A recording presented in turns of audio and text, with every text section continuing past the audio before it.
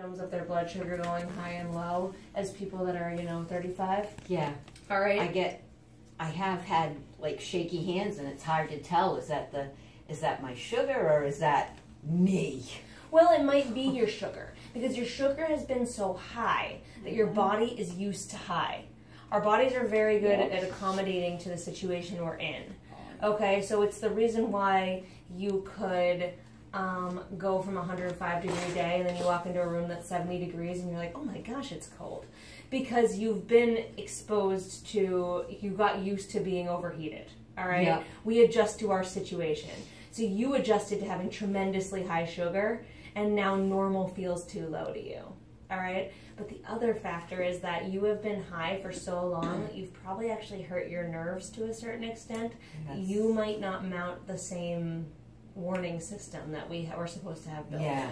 Okay, your warning system is all haywire, so we can't trust it as much. I'll give you some information about what high and low feels like, but we're going to use the meter more than the warning system right now, and we're going to use caution.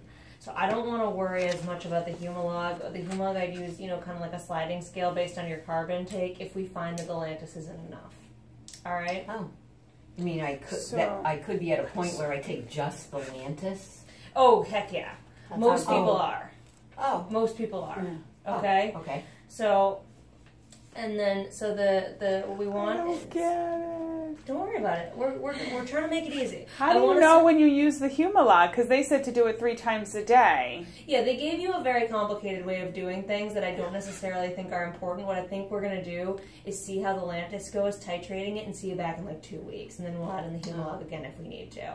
Okay. Right now, I'm not as worried about you going like a little high as I am about you going way too low. And what would a little high be? How would it look? If you're going like to like 250 after we eat dinner, okay. That's okay with me.